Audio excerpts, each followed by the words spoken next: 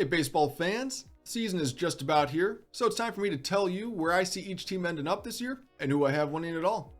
Do you agree with my takes, disagree with them, or just want to discuss what you think? Hit me up in the comments below. Anyways, let's get into it. Started off, let's look at the AL Central. 5th place, I've got the Kansas City Royals. They have some very young and talented hitters in Bobby Witt Jr., MJ Melendez, and Vinny Pasquantino, but they have no pitching. I'll say 68 wins this year. In 4th, I've got the Chicago White Sox. White Sox have overall strong hitting, but with the loss of Jose Abreu this offseason, having a rotation that I think is overrated outside of Dylan Cease, and now a barren bullpen, they aren't going to be good this year. About 74 wins for the Sox. In 3rd, I've got the Detroit Tigers. Tigers are coming off a bad year in 2022, where they were dead last in runs scored and had nonstop injuries to their starting rotation. Better health, high expectation rookies going into their second years, and sneaky good additions in Nick Maton, Matt Vierling, and Matthew Boyd. I see this team being a bit of a surprise by snagging around 79 wins. In 2nd, I've got the Minnesota Twins. The Twins were riddled with injuries in 2022. They have a pretty talented team if they can stay healthy though. Their team is quite similar looking in 2023, but with the additions of a really solid catcher in Christian Vasquez and an underrated outfielder in Michael A. Taylor, as well as hopefully better team health, I see the Twins finishing with about 84 wins. And in 1st, I've got the Cleveland Guardians. Guardians are still all around very good. Didn't lose any key players and added Josh Bell. Easy pick for 1st in the Central, likely right about 92 wins. All right, next we've got the AL West. And in 5th place, it's the Oakland Athletics. Do I need to explain this one? You have some solid prospects in your farm system, but those will be traded away the second they show any sign of being good. Another rough season incoming for the A's, maybe about 55 wins this year. I'm sorry, A's fans. In 4th, I've got the LA Angels. The Angels made a few nice deals this offseason, added guys like Hunter Renfroe, Gio Urshela, Tyler Anderson, and a couple more solid guys. Problem for them is they didn't improve enough. Hitting is good, pitching is lackluster still. I see the Angels finishing with a total of 77 wins. Finishing 3rd, I have the Seattle Mariners. The Mariners, coming off an exciting playoff run in 2022, lost quite a few of their key contributors from last year and didn't do much to replace them outside of signing AJ Pollock and acquiring Teoscar Hernandez.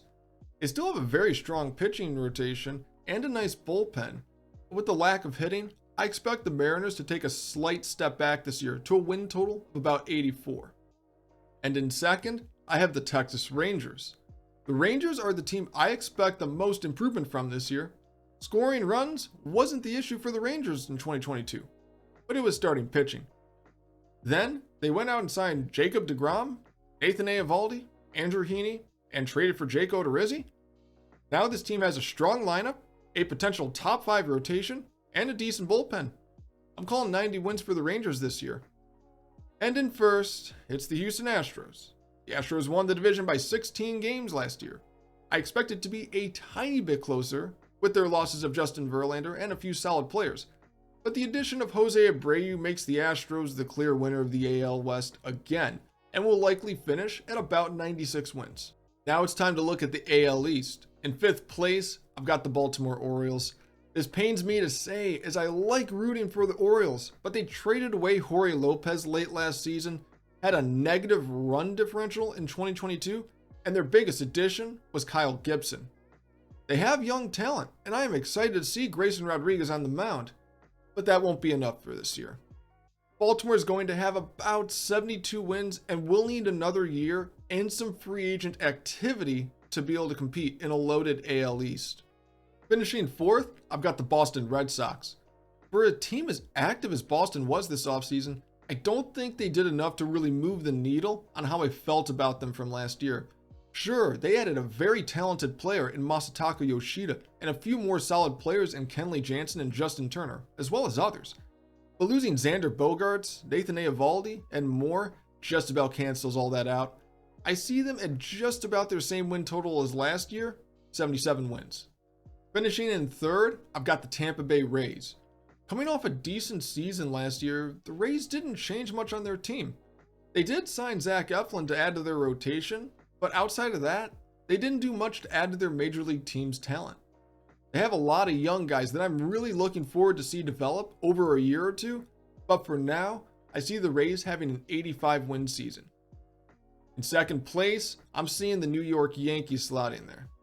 Quite the interesting offseason for the Yankees. They were able to retain Aaron Judge, but lost a solid starting pitcher in Jameson Taillon and now have a depleted bullpen. Their starting rotation was starting to look terrifying, and I was debating putting these guys at first, but the Carlos Rodon and Frankie Montas injuries all but confirmed my choice here. Second place, about 88 wins for the Yankees. Now for first place, I've got the Toronto Blue Jays. Now this is a team I am really buying into this year. Young talent all around, only lost a couple of solid players and one pretty good player in Teoscar Hernandez, but they went out and added Chris Bassett, Brandon Belt, Kevin Kiermaier, as well as Dalton Varsho. Yeah, this team is going to do well, and I say they will have 100 wins and finish with the best record in the American League. Now let's get into the NL, starting with the NL Central. In last place, I've got the Cincinnati Reds. Reds fans will likely get to see some play from Elly De La Cruz, as well as some other interesting young players in Hunter Green and Nick Lodolo. That's all about I have good to say for this year. About 62 wins for the Reds. In fourth, got the Milwaukee Brewers. Yeah, and I will tell you why this may happen. First off, they are losing half of their lineup in Andrew McCutchen, Jace Peterson, Hunter Renfroe, and Colton Wong. They are replacing those guys with 3 downgrades and putting a lot of pressure on the aging Christian Yelich and young outfielder Garrett Mitchell. Now here's the kicker. The Brewers are losing 7 major league relief pitchers from this year, and what did the Brewers do to fill these holes? Nothing. The Brewers will have average to below average hitting, strong starting pitching, and an abysmal bullpen outside of Devin Williams. I only expect 75 wins this year. Then, in third, I've got the Pittsburgh Pirates. Pirates still have their strong young trio of hitters in Cruz, Hayes, and Reynolds, but went and added Andrew McCutchen, Connor Joe, Carlos Santana, and Ji-Man Choi, as well as a couple solid catchers. Along with a couple of decent starting pitcher signings, I see the Pirates going from straight up bad to having a slightly below average team in hitting and pitching, resulting in approximately 76 wins for Pittsburgh. Then coming in second, I've got the Chicago Cubs. They lost catcher Wilson Contreras, but went out and signed 3 potentially stellar hitters in Dansby Swanson, Trey Mancini, and Cody Bellinger. They also retained all of their valuable pitchers while adding Jameson Taillon to their rotation and a few good relief pitchers in Michael Fulmer and Brad Boxberger. Those 6 guys in specific are going to make the Cubs go from a below average team all around in 2022 to a 2023 breakout team in the NL and see them ending up the season with 87 wins. And taking first place will be the St. Louis Cardinals. After handily winning the division in 2022, they went out and added Wilson Contreras to replace the retiring Yadier Molina and otherwise only lost Albert Pujols to retirement. Get ready for another year of Cardinals success and about 94 wins. Now taking a look at the NL West, in 5th place, I've got the Colorado Rockies. Well, they didn't do much of anything this offseason, and to make things worse, they lost their most valuable player from 2022 in Brendan Rodgers for the season to an injury. On the bright side, Rockies fans, you'll get to see Chris Bryant hopefully be healthy and get to see Ezequiel Tovar show off his talents in his rookie season. But that's about all that will be good. Expect about 60 wins. Then in 4th, I want to put the Arizona Diamondbacks. Maybe one of the more exciting young teams to watch. Some real talent in Corbin Carroll, Jake McCarthy, Christian Walker, and Zach Gallen to go and see play. I see this team trending up, but will at least be another year away from competing. For now, I say about 78 wins this year in a tough NL West division. Next, I've got the San Francisco Giants.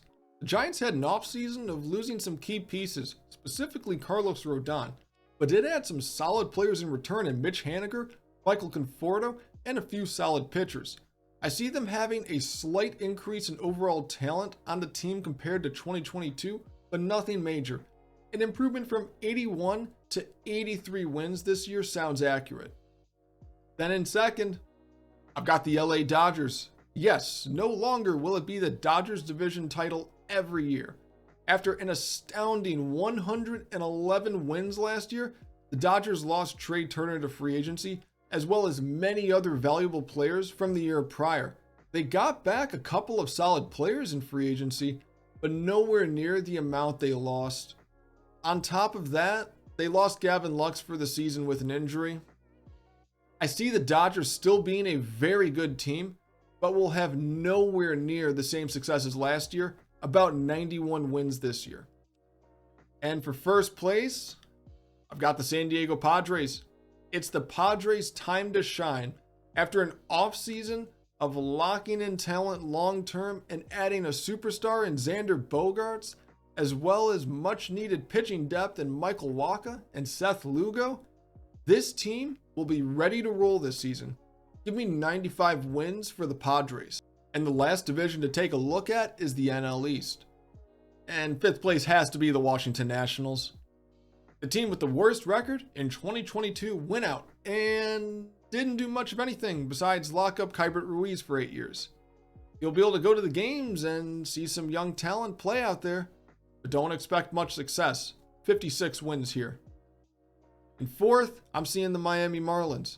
After a poor 2022 season, the Marlins didn't do much to gain in value.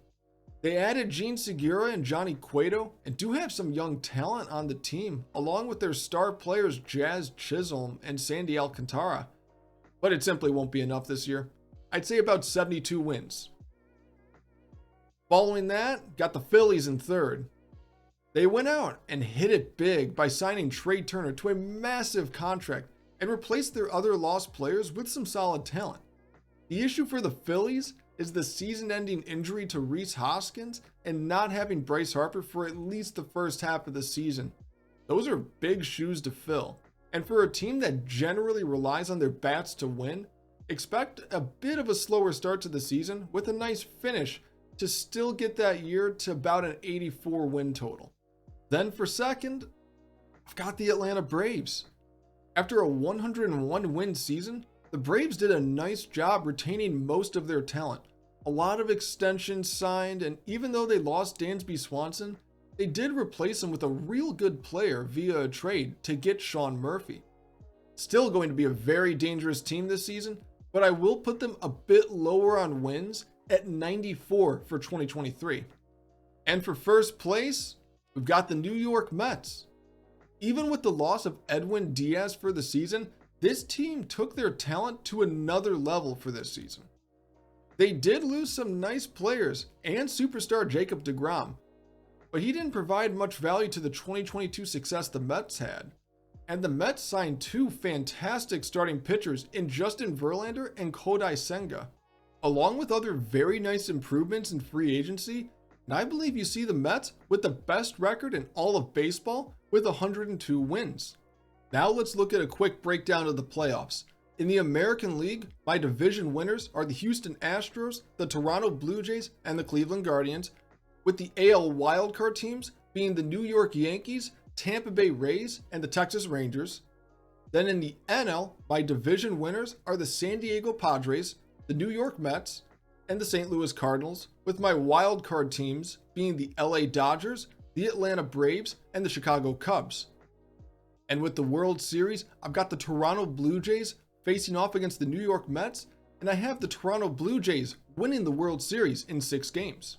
Well, there you have it. That's how I see the league playing out this year. Let me know what you think.